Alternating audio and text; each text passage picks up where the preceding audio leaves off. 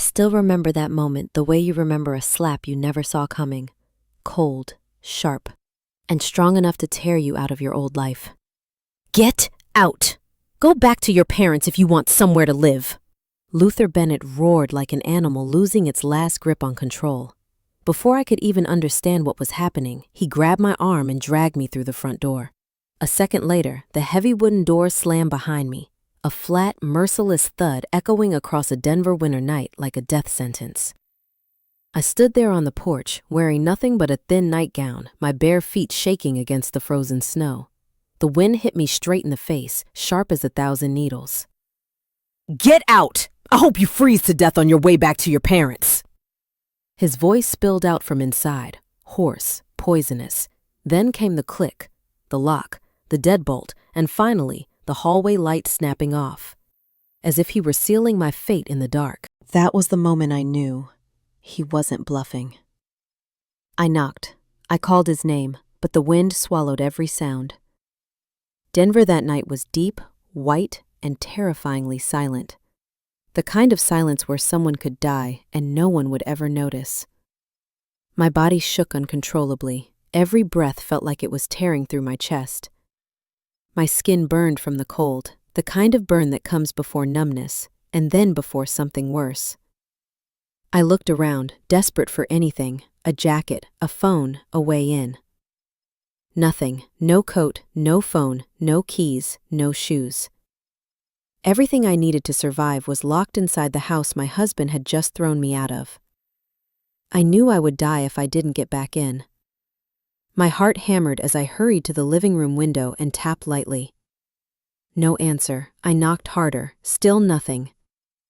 The snow fell heavier, my eyes stung, from the wind, from humiliation, or maybe from the realization that the life I built was never really mine. This was my home, my life, and he tossed me out like trash.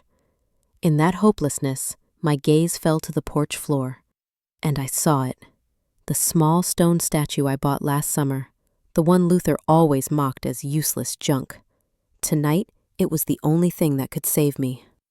I dropped to my knees, clawing through the snow with numb fingers until I freed it.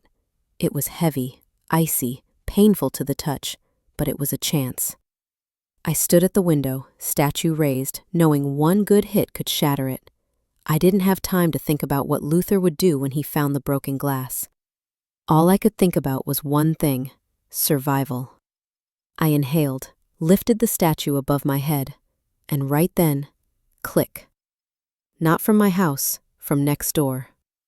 The massive walnut doors of the Prescott mansion opened, spilling warm golden light across the snow. A tall woman stepped out, silver hair, luxurious fox coat, moving with the kind of power that could make even a storm step aside. I froze, statue still in my hands, like a child caught doing something terrible. She descended the steps slowly, her expression unreadable as she looked at me shivering in the snow. She stopped right in front of me. 1 second, 2. Then she slipped off her fur coat and draped it over my shoulders. Warm, soft, almost holy. Her voice was low, steady, and absolutely impossible to refuse. Come with me. I stiffened, trying to speak, but my teeth wouldn't stop shaking. She didn't look at me. She looked at my house, at the door Luther had locked behind me, at the man hiding inside. Then she said, very slowly, very clearly, my son is his boss, and I own Prescott Industries. I stared at her, stunned. She continued, you'll stay at my mansion tonight, and tomorrow. She paused, her eyes sharp as a blade. Tomorrow, he will beg for your forgiveness. I didn't know why she believed that. I didn't know why she stepped outside at that exact moment. I didn't even know who she truly was, other than the name everyone in the neighborhood whispered, Evelyn Prescott, the powerful widow who owned Colorado's biggest construction empire. But when her hand closed gently around my arm and guided me toward the glowing mansion, a part of me understood. My life had just shifted, in a direction I never could have imagined. Welcome to my channel. I tell stories from real life, moments when one night, one decision, One sentence changes everything. If you'd like to hear what happens next, hit like and subscribe. It helps me share more stories, deeper stories, and sometimes the ones that hurt a little before they heal. Thank you for being here. Now, let's go back to my story. And trust me, what happened next is beyond anything you're expecting. That night, when Evelyn guided me down the long hallway toward the Prescott Mansion's sitting room, the heat from the fireplace almost made my knees give out. But my body had gotten so used to trembling that my heart still felt stretched thin, as if it were tied between two worlds, the blizzard waiting outside and a new kind of storm I hadn't yet seen clearly. Evelyn pointed to the armchair near the fire. "Sit. You need to warm up before you say anything." I obeyed. Her fur coat wrapped around me like a shield, reminding me I was human again, not something discarded on a doorstep. She handed me a cup of ginger tea. "You're safe here until morning." Safe. A word I hadn't felt in a very long time. I sipped the tea. The heat slid down my throat, and for the first time in hours, I could breathe without pain. But the moment my mind thawed, the memories flooded back, piece by piece, line by line, sharp as metal scraping against bone. The night before, the moment I realized my marriage had cracked open. Luther came home a little after 11. I was sitting at the kitchen table, a small pool of yellow light from the overhead lamp spilling across the wood. I pretended I was just up late, but the truth was, I was waiting. The door opened. Footsteps, heavy, confident. The footsteps of a man who'd lived years believing the world belonged to him. I looked up. Luther stood there, snow clinging to his collar. But that wasn't what chilled me, it was the scent. A warm, sweet perfume with a hint of coffee and vanilla. Not mine, not our homes. And definitely not the scent of a warehouse where he claimed he was working late checking inventory. I stood slowly. "You're home late." He didn't look at me, just tossed his keys onto the counter. "Told you inventory check. Stop asking stupid questions." I stayed silent a few seconds, observing. His cheeks were flushed, his eyes glassy in a way that wasn't alcohol, more like pleasure. Even his hair looked effortfully neat. I spoke plainly. No circles, no pretending. "And the hotel receipt from last week?" "The dinner for two at Blackwood Steakhouse." Luther turned, his eyes narrowed dangerously. "What did you just say?" "Our joint account flagged them. Lots of odd charges these past 2 months." I knew my voice, too calm enough to make him furious. He stepped closer, lowering his voice. "You've been snooping through my accounts?" "Our account," I corrected. "The one you told me to use. The one you made me rely on when you forced me to quit my job." The word quit twitched at the corner of his mouth. "Aria, you've been at home for 7 years. You don't know how to earn anymore. Let me handle things." That sentence hurt in a way I didn't expect. Not because of the words, but because they were familiar. He once loved me so much, he begged me to quit my job as an auditor. "Relax," he said. "No pressure," he said. "I make enough for both of us," he said. Now, I was a burden. I swallowed the rising ache. "Luther, no one checks warehouse inventory with Wagyu steaks for 2. The kitchen went silent, the kind of silence thick enough to frighten the walls. I saw his lips curl, a half smile I once found charming, now just a blade in disguise. "What do you know about my work? You sit home all day. You think you still get to question me?" "I'm asking because you're jealous." He cut me off. "A jobless woman gets paranoid. God, Aria, stop clinging to that stupid auditing career you used to have. That part of your life is done." It felt like a hand tightening around my throat, and in that moment, it wasn't the perfume that made me cold. It was the truth. The truth that the man who once promised to protect me was now trying to break what was left of me. I stepped back, but I didn't break eye contact. "Who are you seeing, Luther?" My voice was soft, too soft, soft enough that he realized I meant every word. His jaw clenched. "Aria, shut your mouth." He spat each word, and I saw his fist tighten, the familiar warning sign I'd learned to dodge for years. But this time, I didn't move. And maybe that was exactly what pushed him over the edge. He grabbed my wrist, hard, yanking me like he was hauling a trash bag off a kitchen floor. The pain stole the sound from my throat. "I'm done listening to you." "If you can't live here quietly, get out." "Luther, out!" Then he opened the door, and the force of his shove mixed with the brutal wind threw me onto the porch like something disposable. The world I knew ended with that slam. I opened my eyes back in Evelyn's sitting room, my breath still heavy in the warm air. Evelyn watched me, eyes wise, sharp, unflinching. "Tomorrow," she said softly, "we're going to Prescott Tower." I nodded. No tears, no trembling. Tonight, I had cried enough for a lifetime, and I knew one thing now. I was no longer the woman thrown into the storm. I was the woman walking into a war bigger than anything I'd ever imagined.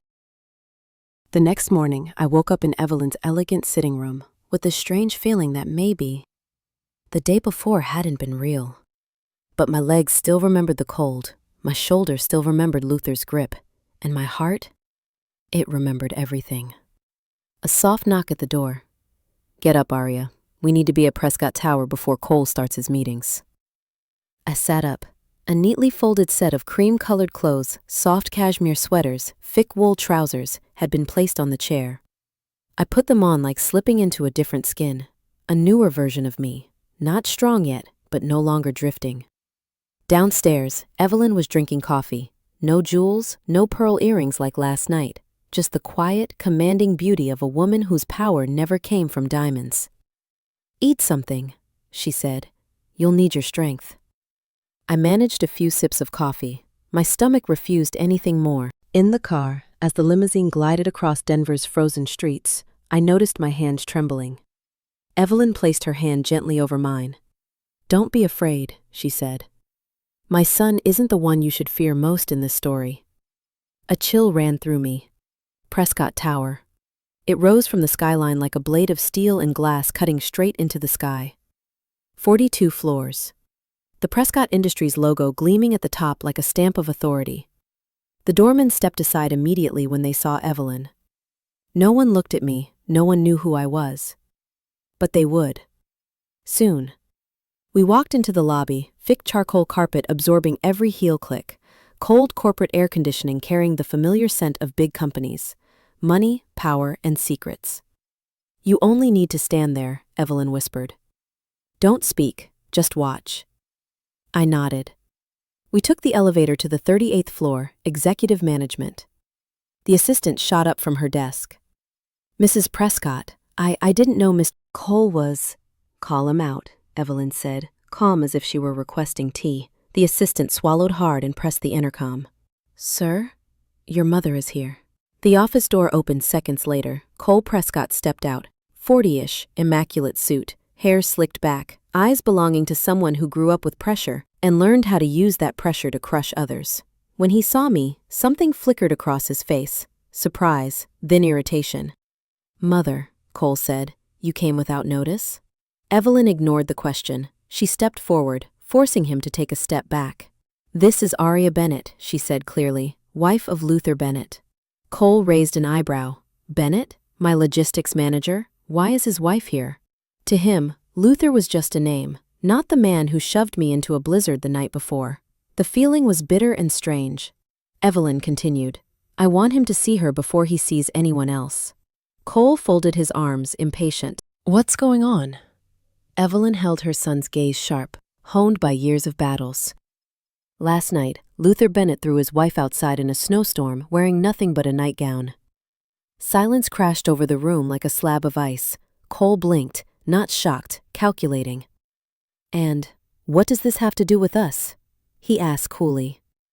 "You're responsible for the behavior of your employees," Evelyn replied. "And more importantly, Luther is in a position where moral corruption can't be tolerated." "I understand, but this is a domestic matter." Evelyn let out a small laugh, a laugh cold enough to lower the room's temperature. "If it were merely domestic, I wouldn't be here. Do you know what he's done?" "Let me help you guess." Cole said nothing. "This isn't about morality. It's because I know he's hiding something from you." The air shifted instantly. Cole looked at his mother. And, for the first time, his confidence wavered. What are you talking about? Luther oversees dozens of projects. There's nothing except... Evelyn lifted a hand. Enough. Don't lie to me. The room froze solid. Cole stepped back, breath tight. A man just stripped bare. I stood silently, but pieces started falling into place. The tension in Cole's eyes during yesterday's briefing. Why he hadn't fired Luther after the warehouse mistake that cost hundreds of thousands. The smugness Luther always had when he answered his phone. Cole was compromised, badly. And Luther held something over him, something big. Evelyn's voice dropped, low and lethal. What are you afraid of? That he'll expose wrongdoing? That he has evidence?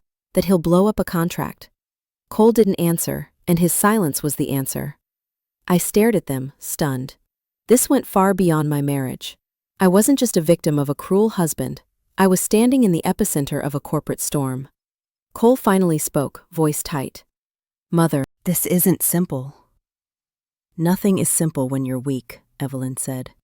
And I will not let some logistics manager use your fear to rot my company from the inside. I froze at the word. Rot. It echoed in my mind like a hammer on steel. Evelyn turned to me. Aria.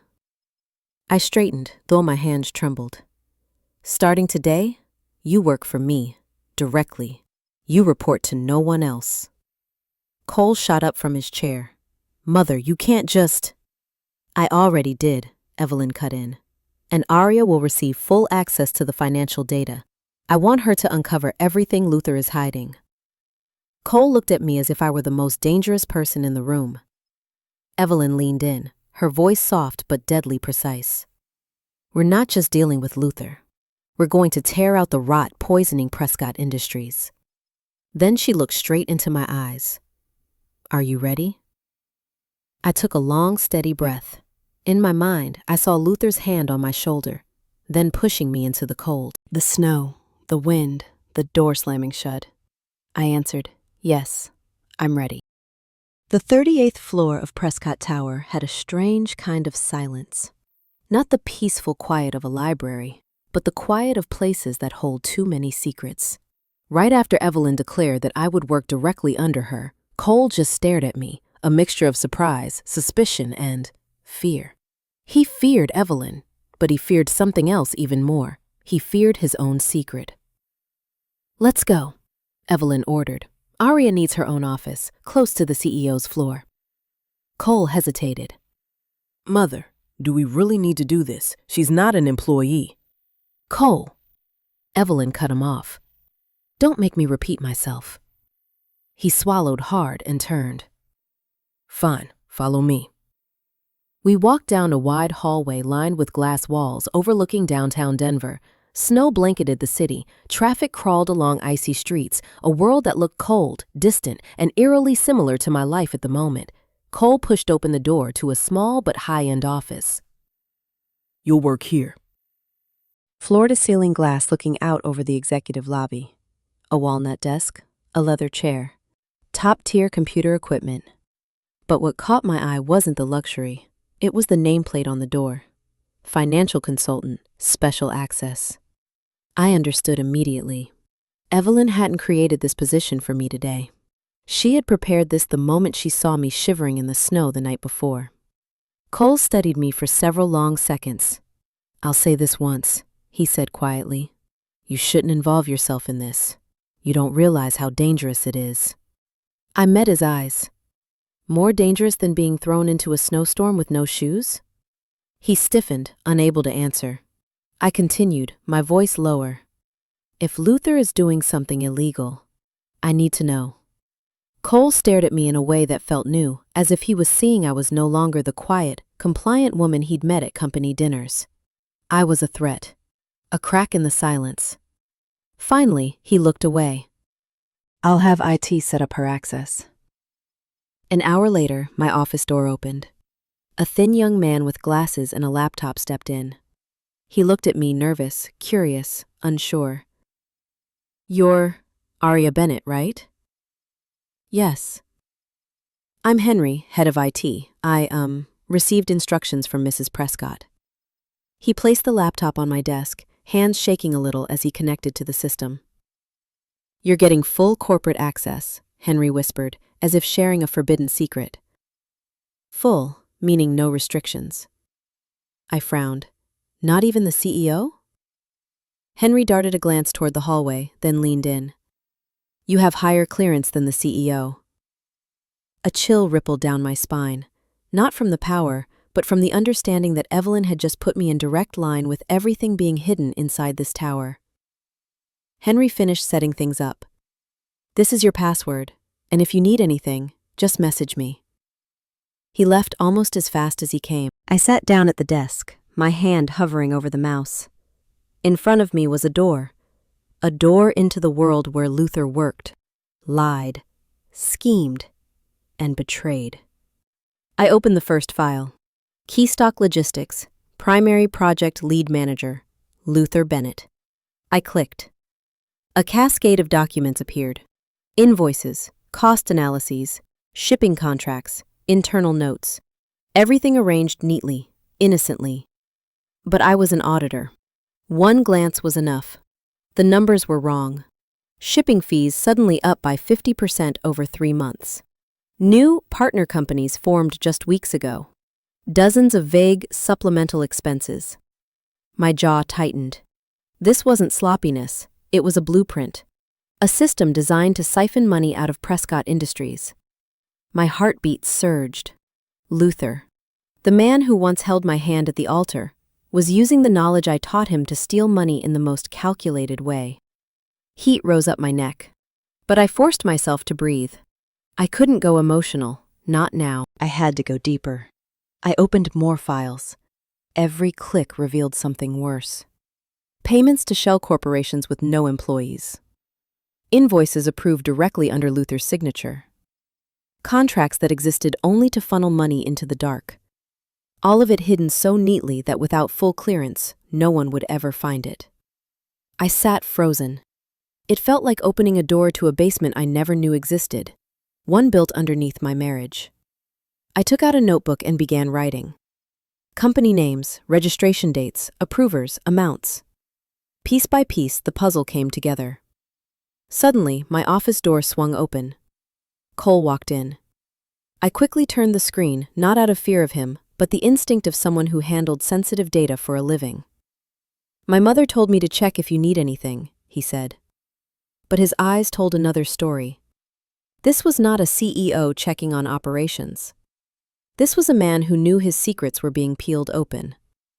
I need privacy, I said. Something in his expression hardened. Aria, listen. If you think Luther is tied to a few minor discrepancies. No, I replied, voice sharper than I intended. I think you know these aren't minor. Cole clenched his jaw. I don't know what you're looking for. I'm looking for the truth, I said. And I think that's what your mother wants too. He stood there, every muscle tense, then, quietly. Be careful, Aria. What you're digging into isn't just about money. He left without waiting for my response. When the door clicked shut, I opened the final file. Summit Build and Supply, contract draft, I clicked. And a cold wave hit me harder than the blizzard from the night before. A brand new construction company. Founders listed clearly. Founder, Sierra Dalton. I shot to my feet. Sierra. The vanilla coffee perfume I smelled on Luther's coat. The name appearing across multiple suspicious transactions. I didn't need more proof, my heart already knew. Luther wasn't just stealing money. He was building a new company with it, a new life, a new future, with someone else. While I shivered in the snow, he was building something warm and permanent with her. My hands shook. I stepped back from the desk, not from heartbreak, not this time. From the magnitude of the truth. I wasn't just staring at betrayal. I was staring at a criminal network, planned and executed. And I finally understood. The night he threw me outside wasn't rage, it was cleanup, a way to erase loose ends, a way to prepare for his new life. I clenched both fists and whispered, I'm going to strip everything from him, piece by piece. I stood in my small office, hands still trembling slightly, the blue glow of the monitor reflecting off the glass wall behind me. Sierra Dalton's name glared back at me from the documents, a stain that refused to fade. Sierra Dalton, The young woman with the bright smile in the HR database, an ordinary name, but tied to every crack in my marriage. I inhaled slowly, forcing myself back into composure. Emotion would blind me. I needed reason, the one thing Luther could never take from me. I sat down and opened the next set of files, and then a number appeared, a string of 20 digits, a bank account receiving all transfers from the shell companies. I pushed my chair back. It wasn't Sierra's account, not Summit Build and Supply, not Prescott Industries. The registered name was completely unfamiliar. Evergreen Savings Account, registered to Aiden Clark. Aiden Clark? Who was that? I ran an internal search through Prescott's systems. No employee by that name. No vendor, no client. A ghost, created for one purpose: concealment. I went back through the invoices. Every single flow of money funneled into that account, as if every river led to one hidden lake. My jaw clenched. Luther thought he could disguise the trail with a middle name, but you don't fool an auditor. I opened Prescott's internal trace software, a tool IT probably never intended for me to have, but Evelyn had given me unrestricted access. I input the account number into the cross-reference tool. 3 seconds later, one match. A file. Not finance, not logistics. Human resources. I opened it. A photo appeared. A young woman from a temporary hire packet a year ago, serious expression, sharp eyes. Name, Sierra Dalton. My chest tightened. Aiden Clark didn't exist. It was Sierra's alias. But it was worse than that. Someone had edited her HR file. A note appeared under administrative permissions. Linked account, Evergreen, approved by L. Bennett. My breath caught. Luther had used Sierra, or Sierra had used him, to build a fake identity for siphoning corporate funds. My hands turned cold, but my eyes stayed fixed on the screen. This wasn't just emotional betrayal. This wasn't just financial betrayal. This was corporate fraud, planned and deliberate. I opened another folder. Every click felt like a knife plunging deeper. Hotel invoices for Sierra and Guest, approved by Luther. Airline tickets for 2 to Nashville, the same weekend he claimed to be in San Diego for work. Receipts from a Denver OB/GYN clinic. Deleted internal emails, recovered through admin software. Sierra sending appointment reminders. My stomach twisted. No, it couldn't be. I clicked the final scanned file. Ultrasound results. Gestational age, 14 weeks, accompanied by Luther Bennett. The screen blurred, but I didn't cry. What I felt was something colder. A hollow so deep, it felt like someone had scooped my body out and left only a shell that could still breathe. I closed the laptop. I couldn't continue, not in this state. I stood, my head spinning. Then the knock at the door. I steadied my breath. Come in. The door opened. Cole stood there, and his face looked like he'd seen a ghost. Aria, my mother wants to see you, immediately. There was no CEO arrogance in his voice, only urgency and fear. Why? I asked. Cole hesitated. She believes Luther is preparing a major move. She needs to know how far you've gotten. I studied him for a long moment. If I tell you what I just uncovered, would you believe me? Cole's jaw tightened. I don't have the luxury to believe or not believe. I only have the obligation to fix what must be fixed. It was the voice of someone suffocating under a secret. I took the laptop and followed him to the elevator. Evelyn waited for us in a small conference room on the 40th floor. She stood by the glass wall overlooking Denver, a statue carved from steel and certainty. Sit, she said. Cole sat. I sat across from Evelyn. Report, she demanded. I opened the laptop. I didn't know how my hands were so steady, maybe because the pain had gone past trembling. I began. Luther has been using a false identity, Aiden Clark, to collect money from multiple shell corporations. Evelyn didn't flinch, as if she had expected this. The account holder, I continued, is Sierra Dalton. Cole whipped his head toward me, genuine panic flickering across his face. I opened the ultrasound file. Evelyn barely glanced at it, but the moment her eyes landed on the words, accompanying partner, Luther Bennett, a sharp glint, cold, metallic, cut across her gaze. What else? I pulled up the next set of files: contracts, transfers, branding drafts for Summit Build and Supply, and finally, a confidential client proposal between Summit and one of Prescott's largest long-term partners. I looked up. He's preparing to leave Prescott, and he plans to take your biggest clients with him. Cole cursed under his breath. Evelyn still didn't move, but she stepped closer to the table, placing both hands on the wood. My son has been compromised, and now, so has my company.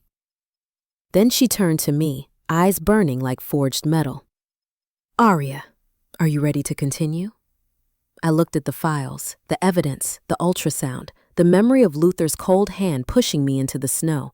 I lifted my chin. I'm ready. Evelyn nodded once. Then let's begin the next phase of this war. That night, I returned to Evelyn's mansion with my laptop feeling heavier than a criminal case file. Denver lay buried in snow, but I no longer felt cold. I was somewhere else entirely, a place where pain had frozen long enough to turn into steel. A housekeeper opened the door. Warm air drifted out, soft golden lights, a hint of pine wood. A place where I should have felt safe, but inside me was nothing but a sharp, unnerving clarity. Evelyn waited in the reading room, saying nothing, only watching me with the eyes of someone who knew the world was about to tilt. Eat, she said. Tomorrow will be long. I sat at the table, but the food in front of me only reminded me of another night. The night Luther told me I was just dead weight. The night he looked at my cooking like it was something beneath him. I set my spoon down. I can't swallow anything. Evelyn looked up, eyes sharper than the chandelier light above us. Don't let a man steal your appetite too. I let out a tired laugh. Evelyn leaned forward. Tomorrow, she said, you will need to wear a calm face, no matter how shattered your heart is. I nodded and stood. I will. Not because I wanted to be strong, but because I realized something. Pain wasn't dragging me down anymore. It was lifting me. Night. I sat in the guest room Evelyn had given me. I opened the laptop again. Blue light washed over the walls, half the room in darkness. I thought I had seen all the important evidence, but I was wrong. I reopened the internal database, a folder buried deep inside the system named something meaningless. _backup cache temp. I clicked. My hand turned icy. Inside were video files, surveillance clips not from Prescott Tower, but from a bar, a restaurant, a parking lot, a hotel hallway. I opened the first clip. Grainy, black and white footage. Luther walking into a high-end bar, looking around, sitting down. A minute later, Sierra appeared. She leaned in, whispered in his ear. He smiled. A smile I hadn't seen in years. I opened the second clip. They walked out of a hotel in Boulder. Sierra's hand looped through his arm. He carried a suitcase. The third clip, and my heart stopped for a moment. Sierra and Luther in a parking garage, standing by our SUV. Sierra placed a hand on her belly. Luther placed both hands over hers. Then he leaned down and kissed her stomach. A slow, tender kiss. Joyful, deliberate. A kiss he never gave me. Not even when I lost our baby years ago. I lifted my hands off the keyboard. For several minutes I heard nothing but the ticking of the wall clock. No pain, no anger, no tears, just emptiness. A strange emptiness, so quiet I could hear my own pulse trembling in my bones. I took a slow breath, forced my fingers back to the trackpad. Then I saw the last folder. A PDF. Horizon Build and Supply. Partnership Agreement Draft. I clicked, and whatever was left of my heart turned to cold metal.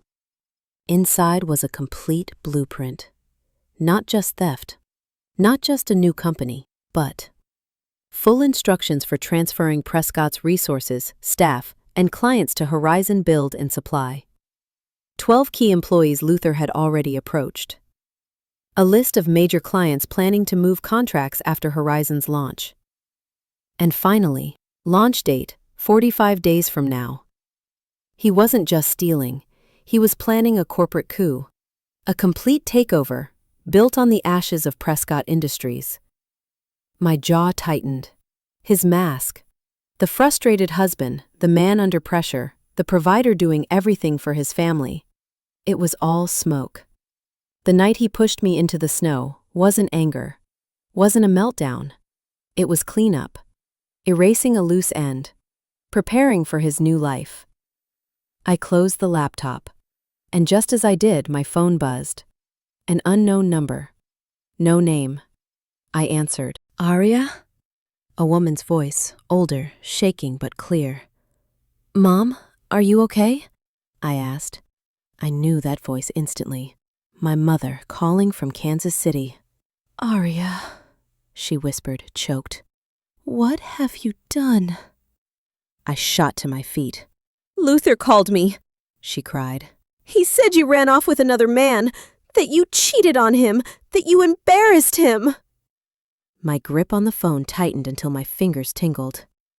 That boy, you saved him from dying once, Aria, my mother wept. And this is how you repay him? I collapsed onto the edge of the bed. All the air left my lungs. Mom, I said slowly, I didn't do anything wrong. But she wasn't listening. Then she said the sentence that shattered the last piece of home inside me. You need to apologize to Luther. A wife must protect her husband's reputation. You can't shame him like this. My hand fell open. The phone dropped onto the carpet. I bowed my head. No home, no mother, no one left on my side. Only the truth and Evelyn, and a war I could no longer back away from. I stood, for the first time in years, with a heart made of stone. I whispered to the reflection on the glass door. Luther didn't just want to get rid of me. He wanted to bury me. I closed my eyes. Then I'll come back, like a curse. The next morning, I woke with dry, burning eyes, but a strangely clear mind. Last night, my mother, the woman I always believed was my final refuge, had chosen to believe Luther over her own daughter. That pain didn't blur my vision, it sharpened it. I had no one left, and somehow that made me the most dangerous version of myself. When I walked downstairs, Evelyn was already seated, coffee in hand, calm as a general on the morning of battle. You didn't sleep? She asked. I told her the truth. No, but I'm not tired. She nodded. Pain always comes before strength, and today, we'll need all of it. I followed her outside. The limousine slid across Denver's snow-covered streets, sunlight glinting off the windshield like shards of broken glass. We didn't speak, but we were preparing for the same thing, the first counterattack. Prescott Tower, return with purpose. The moment we walked in, I felt eyes on me. Some recognized me from yesterday, the woman walking beside Evelyn Prescott. But today was different. Today, I wasn't the wife who got thrown out. Today, I was the woman walking into the 38th floor with a laptop and a posture that didn't belong to a victim. Cole was waiting at my office door. Maybe he'd been waiting for me. How far along is your plan? He asked.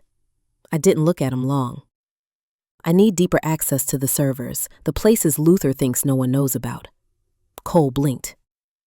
What did you find? Enough to keep you awake at night, I said. He froze. A dark, unsettled look crossed his face. Then he said something I never expected him to say. Aria, if this goes wrong, Luther will destroy all of us. I met his gaze. He destroyed me first. Now it's my turn. He didn't argue. He just stepped aside. I opened my laptop. The storm waiting inside the servers hit instantly. The system recognized me now. Lines of green data rolled across the screen like living thoughts. I checked Sierra's folder. Nothing new. I checked Luther's. It was locked tight, almost impenetrable. But Evelyn had given me the highest administrative clearance. I typed a few commands. The gate opened, and I stepped into the deepest part of the dark, the place Luther hid what he couldn't afford anyone to see. One file was marked hidden. The title read, Private Transfer Schedule, Do Not Open.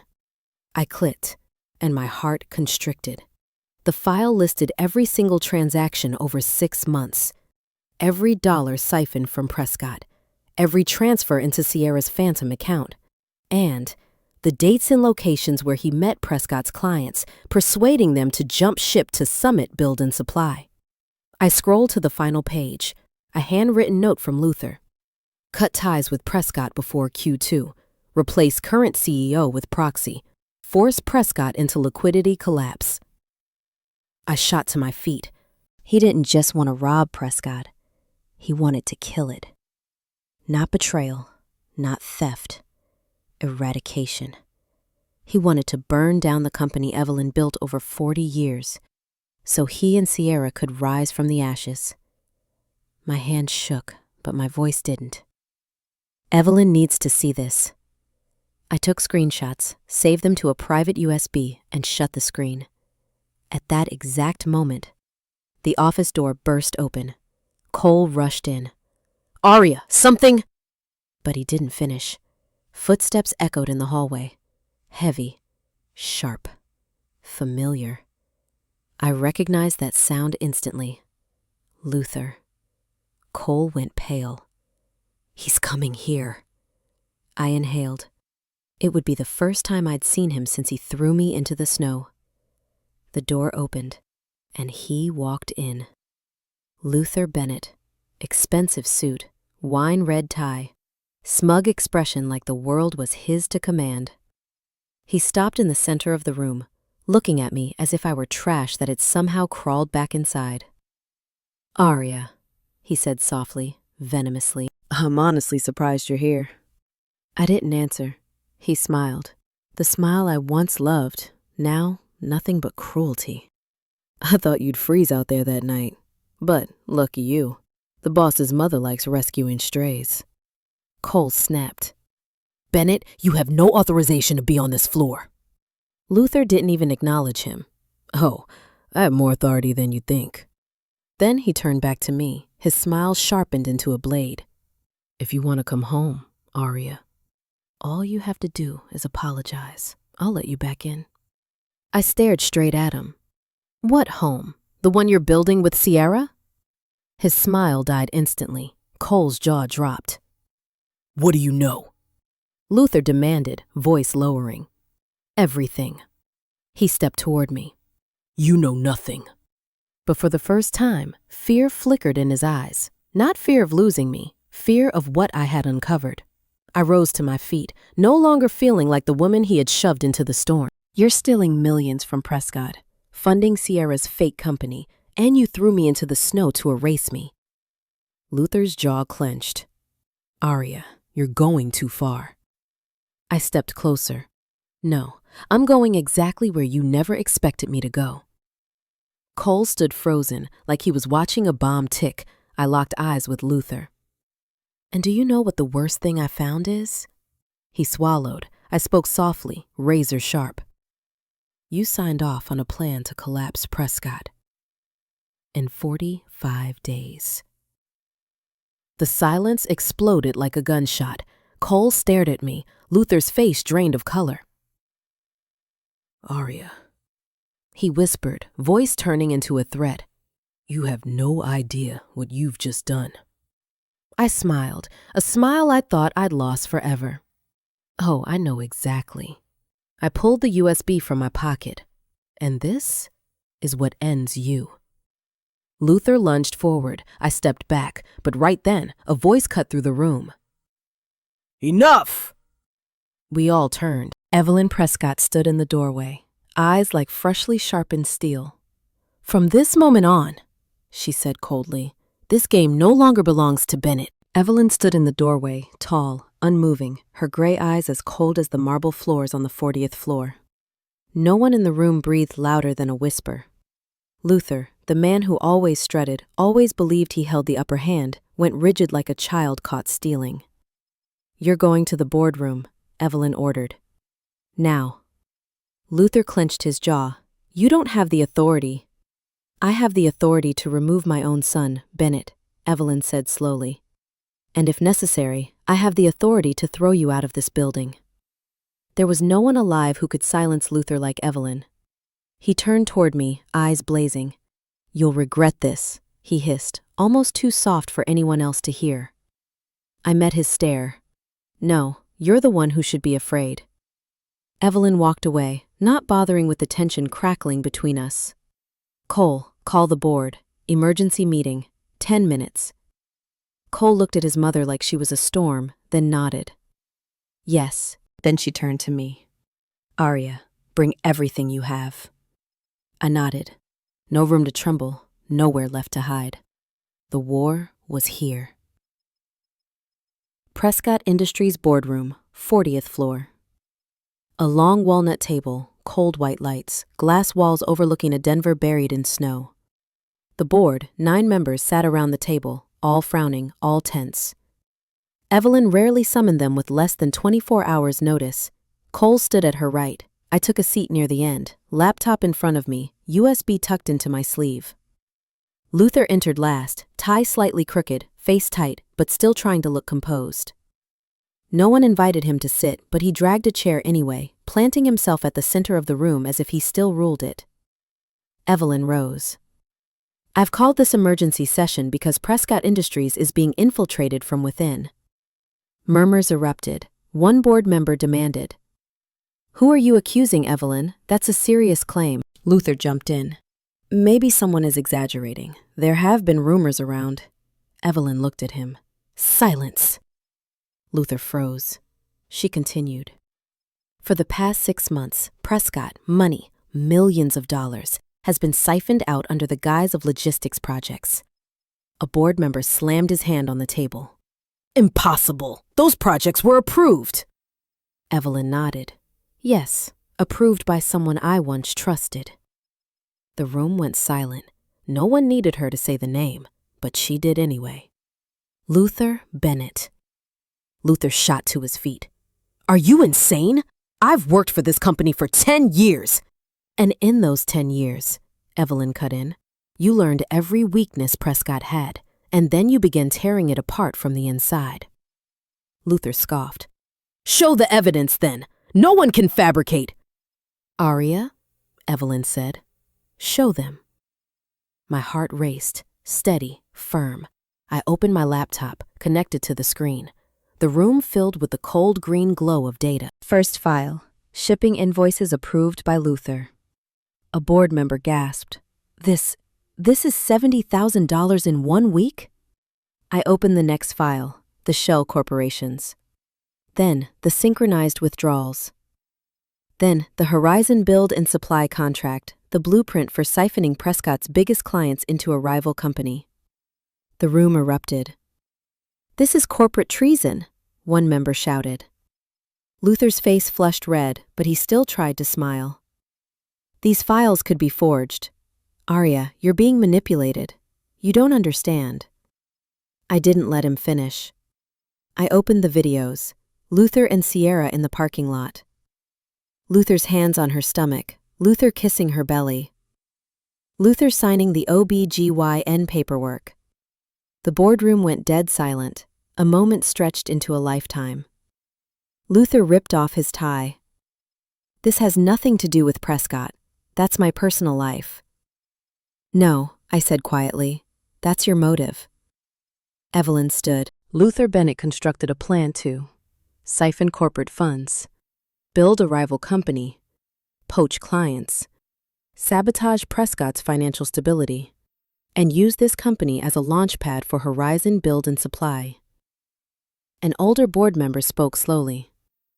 "What do you want us to do?" Evelyn didn't pause. "Vote, suspension, legal investigation, and a complete freeze on all of Luther Bennett's accounts." Silence. Then, one by one, hands rose. 1, 2, 3. Luther looked around, true panic rising. "You can't do this. I have evidence on Cole. I can..." Cole stepped forward. "And I will face investigation, but you won't." All hands remained raised. Evelyn said coldly, 9 votes, none opposed. Luther Bennett, you are suspended immediately." Luther lunged to his feet. No, you can't." 2 security officers entered. Luther tried to pull away, grabbing the chair, the table, anything, but they held him firmly. "Let go of me, traitors!" Aria, you'll go down with me. Do you hear me? You! The door slammed shut behind him, his screams swallowed by the hallway. Silence fell like snow. I couldn't breathe for a moment. Then Evelyn turned to me. "Well done." I didn't know why, but I wanted to cry.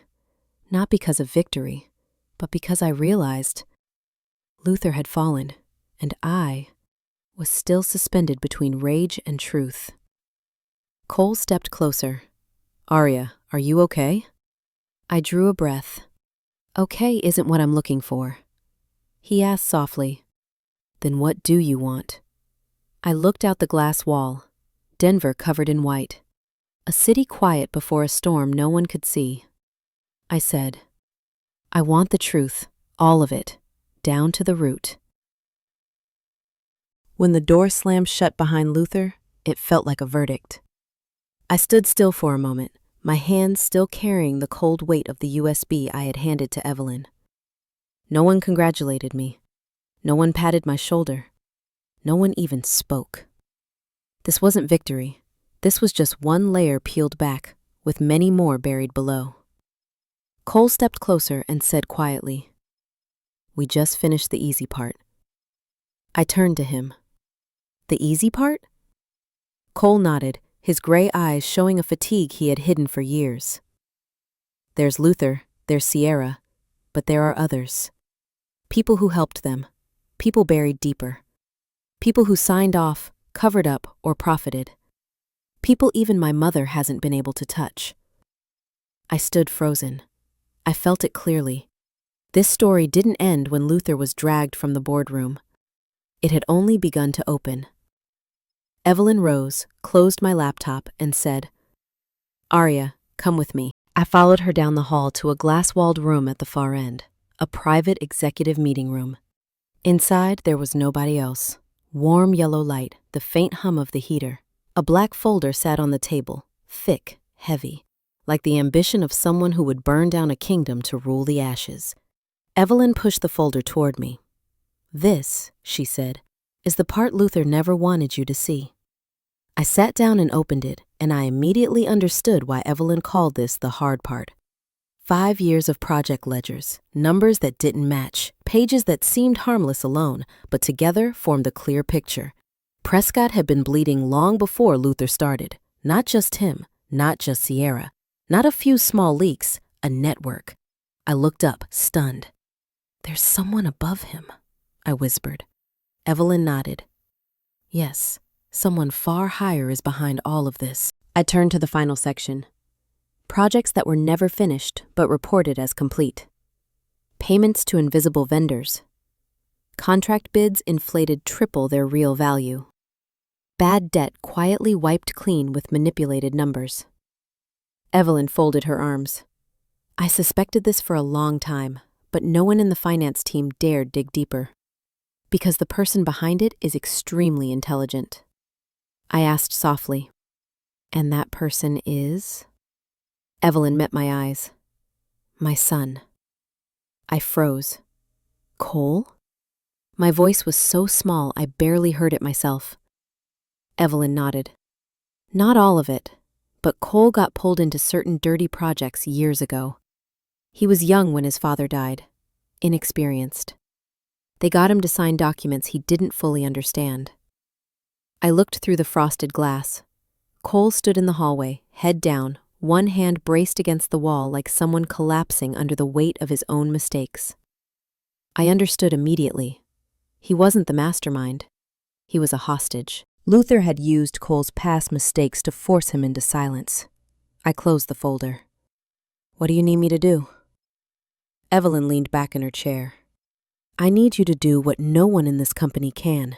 Trace every hidden transaction from 5 years ago and find the beginning. If you identify the first unlocked point, we'll know who orchestrated the entire scheme." "And Luther?" Evelyn let out a cold laugh. "He's just a pawn, a greedy fool. But the real danger hasn't shown their face yet." A chill crept up my spine. This was bigger than I imagined. Bigger than Luther. Bigger than Prescott. Afternoon. My office. I sat at my desk, opened the advanced audit system, and watched streams of data cascade down like green rain. 5 years, hundreds of transactions, thousands of numbers. But I saw what no one else had seen. A pattern. A shell company from the very first year, Northridge Consulting. I opened its records. Formed before Luther was promoted. The earliest money transfers flowed through Northridge, registered to an old rental house on the outskirts of Denver. Owner, Daniel Ward. Who was that? I checked the internal system. No employee by that name, no supplier, no client. A ghost, a hollow identity. I dug deeper, found the Colorado Business Registry. Northridge's financial account had been opened at a private bank, and the listed financial manager was Cole Prescott. My body went still, but the signature line was blank. No date, no verification. A copy, a placeholder, a stolen name used to shield someone else. I leaned back, breath caught in my throat. Someone had access to Cole's identity, someone powerful enough to manipulate the system above finance. I opened the internal access logs, and there it was, June 4th, 5 years ago. The account for Northridge was created from a Prescott server by Sierra Dalton. My heartbeat spiked. Sierra wasn't a victim Luther dragged in. She wasn't manipulated. She was the one who started it all.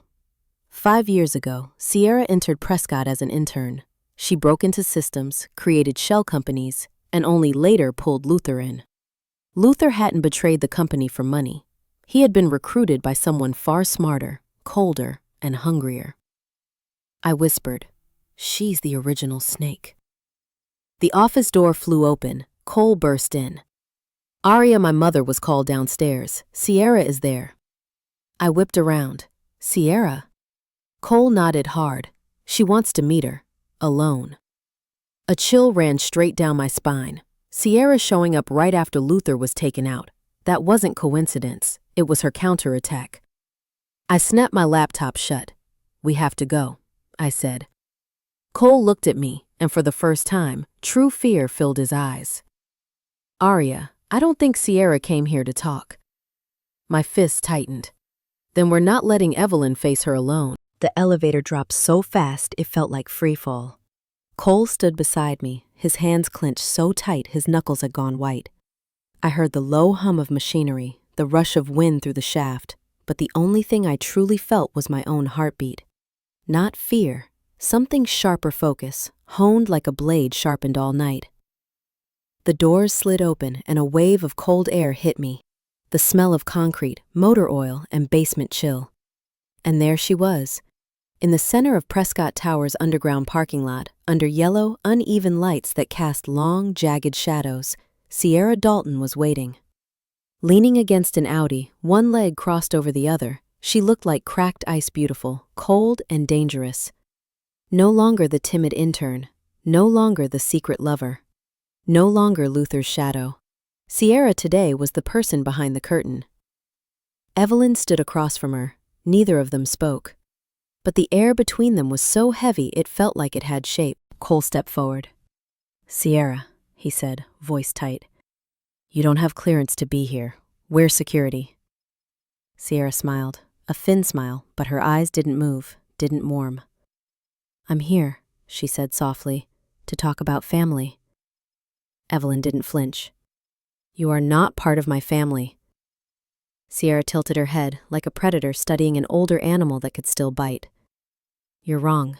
Your husband brought me in." Evelyn's shoulders twitched, barely, but enough. Sierra continued, voice like a needle. "Oh yes, the great builder of Denver. He once looked at a little intern like me and said, 'That girl can do the jobs your men will never dare to touch.'" Cole's face drained of color. "Mother, is that—" Evelyn didn't answer. Her eyes darkened like a sky before a blizzard. And I understood instantly. Sierra wasn't something Luther found. She was a weapon forged years earlier, a tool Evelyn's husband used to eliminate weak links in the system. But after he died, the weapon fell into the wrong hands. Cole staggered back. "What do you want?" Sierra's smile sharpened. To congratulate you for kicking the first pawn off the board. I stepped forward. Pawn? You mean Luther? Sierra's gaze snapped to me, so cold my skin prickled. Luther is just a sad man desperate for affection, easy to bend, easy to steer, easy to convince he's smart. My hands curled into fists. Sierra continued. Without me, Luther would still be a mediocre logistics manager. I gave him an empire to break. He thought he was building it, but really, he was just the shovel. It felt like something slammed into my ribs. She'd used him. Just like she'd used Cole's name. Just like she'd used Prescott as her playground. Evelyn stepped forward. So what do you want here? Sierra shrugged lightly. To let you know, this isn't over because Luther got thrown out. I prepared a plan B a long time ago. A chill ran down my spine. What's plan B? I asked. Sierra looked straight at me. For another man, weaker than Luther, but smarter, to finish what Luther messed up. Cole's face went pale. You mean me? Sierra laughed softly. No, you're weak enough, but not smart enough. Cole lunged, but Evelyn raised a hand, stopping him. Sierra continued. The man I mean understands numbers, understands how to hide them, how to swap, reroute, erase, better than even I can. I froze. No, she was twisting things, manipulating. Sierra stepped closer, voice low. Aria, who do you think sent me the first video of Luther signing those transfers? Who told me to use Cole's identity? Who pointed me to Luther as the easiest puppet in Prescott? My breath caught. You're lying. Sierra shrugged. Then answer this. Who at Prescott had deep access 5 years ago? Before Luther, before me, before you.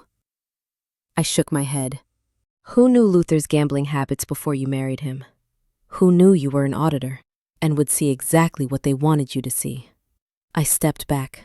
My chest tightened like something was closing around it. Who scattered breadcrumbs for you to follow, perfectly timed, perfectly placed? She whispered. The air froze. I looked at Evelyn. She didn't deny it, not a word. Sierra's smile widened thin and sharp like broken glass. Let me spell it out. The person Evelyn wants to turn into a hammer to smash Prescott is you. My heart dropped, the world tilted. Cole stepped forward. Aria, don't listen to her. She's twisting everything. But I couldn't hear him. The only sound left in my head was Sierra's whisper. You're the hammer. And suddenly, everything twisted. Everything I'd uncovered, every file, every secret, every step.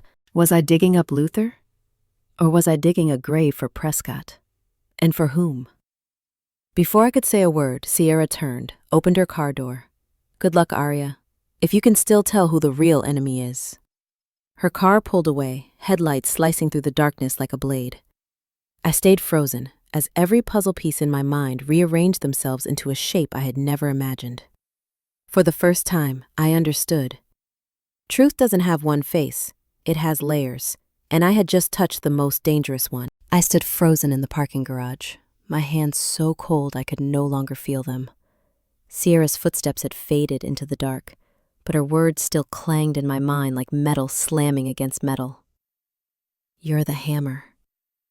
A hammer for what? To destroy Luther? Or to destroy Prescott? And who was holding the handle? Cole touched my shoulder gently. Aria, don't let her shake you, he said quickly, almost pleading. Sierra wants chaos. She wants you doubting yourself. She wants you and my mother against each other. That's her tactic. I looked at Cole and saw fear in his eyes. Not fear of Sierra, but fear of the truth. Evelyn, meanwhile, was completely silent. Her eyes didn't look at me, didn't look at Cole, didn't look in the direction Sierra had gone. She stared at the concrete at her feet, the yellowed garage lights casting pale, tired streaks around her. Then she said, Upstairs. Her voice was steady, but beneath it was a tiny fracture, a note only someone paying attention would hear. We followed her into the elevator, The doors closed with a soft thud, sealing us inside a metal box filled with tension thick enough to touch. Evelyn didn't speak. Cole kept glancing at her, so did I, and I could feel it. She knew a piece of the truth I still didn't. Floor 40, the small executive room. Evelyn entered first. Cole and I followed. The door shut behind us. Quiet, too quiet, but it felt like the click of a lock on a room full of secrets. Evelyn stood at the head of the table, both hands pressing into the wood. I had never seen her like this, not powerful, not sharp, but heavy, the weight of someone who knows something is about to break. "I'll speak first," Evelyn said, her voice controlled. What Sierra said was not the whole truth. Cole jumped in immediately. "I knew it. Sierra's twisting everything." "Stop," Evelyn said. Cole froze. I waited. "I didn't hire Sierra," Evelyn continued. "My husband did. And yes, he once said she was more capable than most of the men in this company." My breath stuck in my chest. "But he did not create Northridge," Evelyn said. "He did not build the shell companies. He did not design the initial siphoning. That was Sierra. And one other person." I asked, "Who?" Evelyn looked at me so long I felt time stop. Then she answered, "Not my husband. Not Cole. Not Luther." I inhaled sharply. The list shrank. Evelyn continued. "It was the former chief financial officer, a man extremely intelligent and extremely dangerous." Cole spoke quietly. "He was fired 4 years ago. Because you caught him manipulating numbers." "No," Evelyn corrected. "I caught him hiding numbers, not manipulating." A chill slid down my spine. "That means he was covering up for someone." "Yes," Evelyn said. The puzzle pieces in my mind began to click. Slow, heavy, inevitable.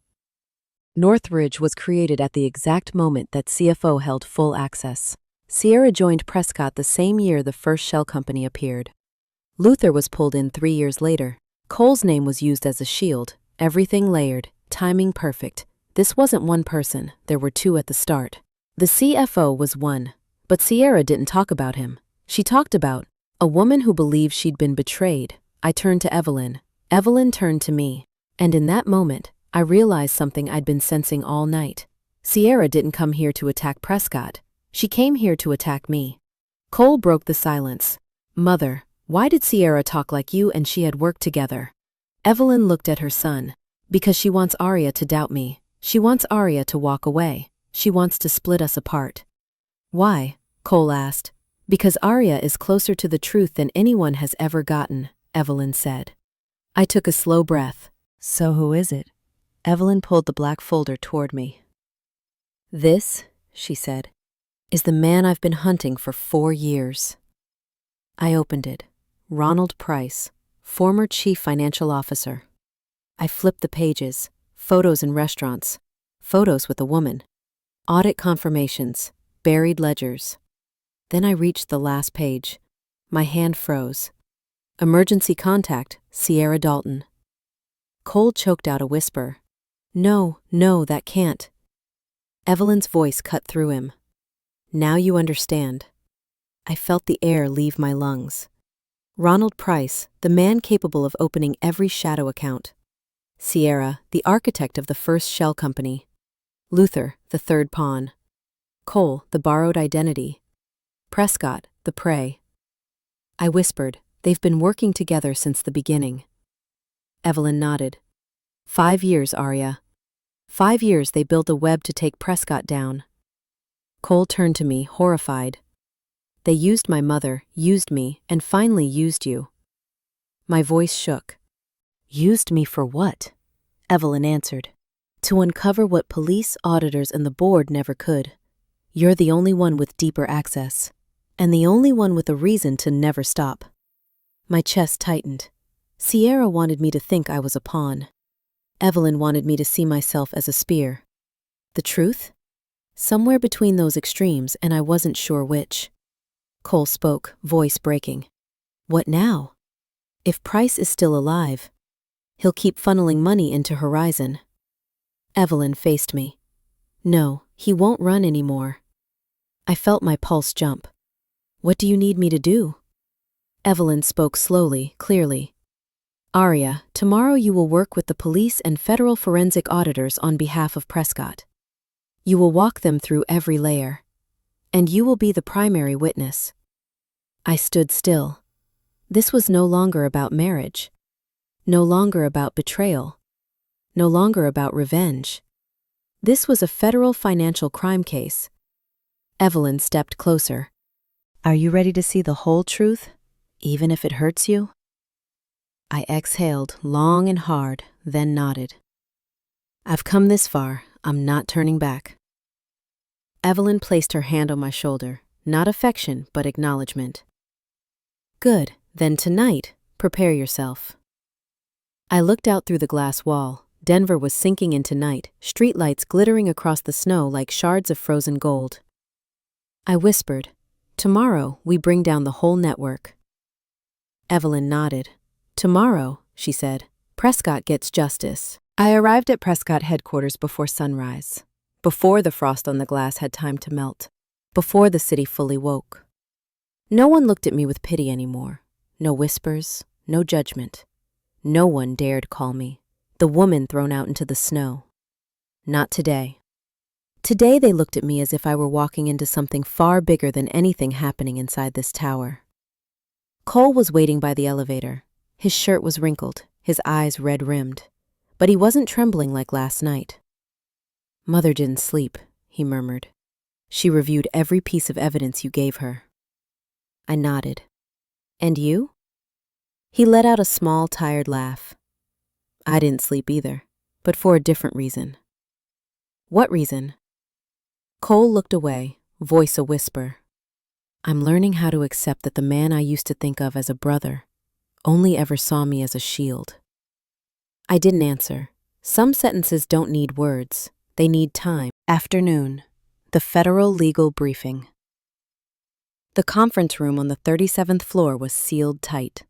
Files, tablets, financial maps, and a giant monitor showing the Northridge web filled the table. Federal agents sat across from Evelyn and me. One of them asked, Ms. Mercer, are you certain all of this data is accurate? I spun the cold USB between my fingers. I've checked it 3 times, I replied. And if required, I can prove every entry.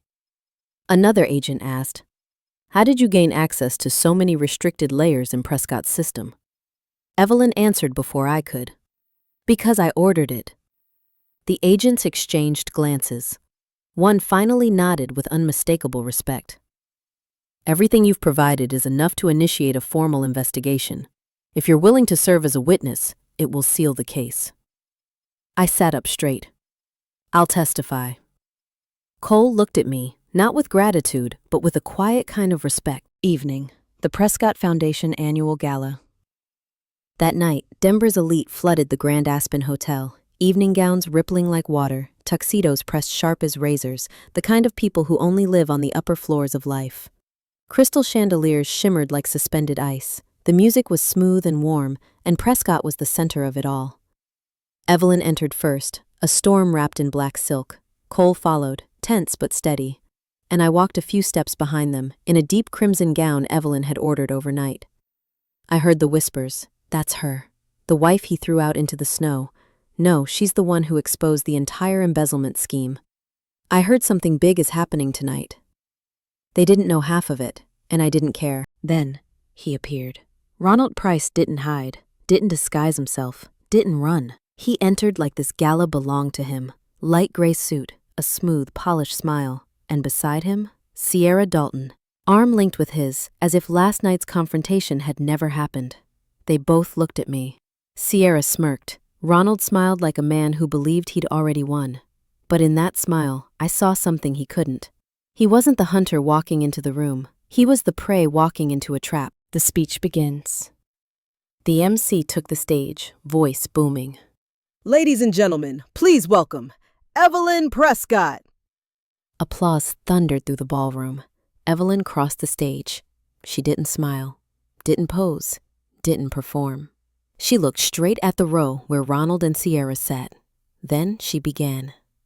This year, Prescott faced something I never imagined.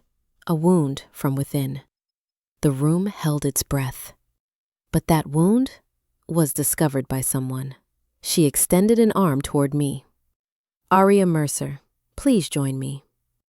No applause, no movement. Everyone simply turned to watch me walk down the aisle, past the stares of awe, curiosity, doubt. My heartbeat was steady, no fear, no shaking, just a calmness sharp enough to cut glass.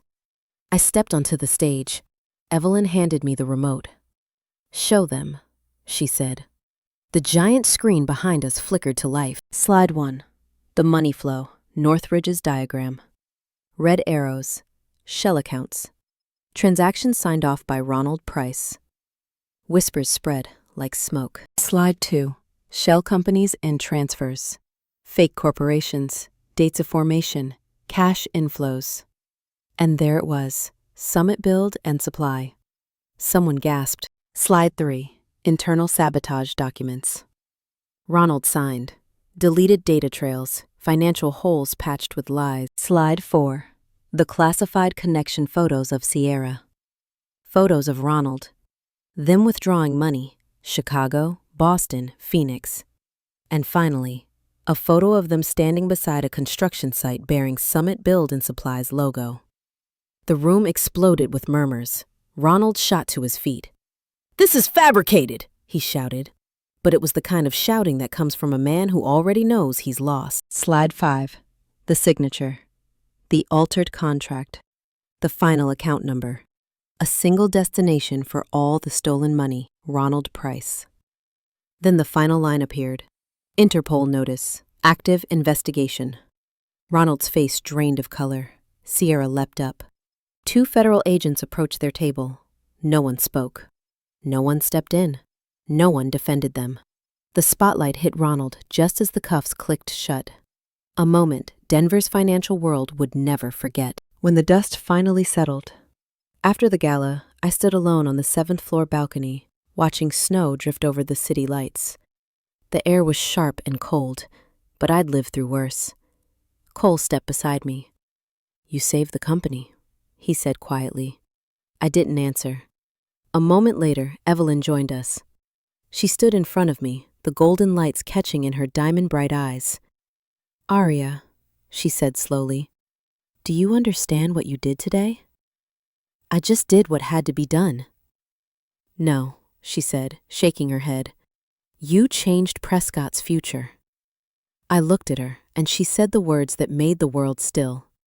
"Tomorrow, you officially take the position of interim CEO." I froze. Cole stared, stunned.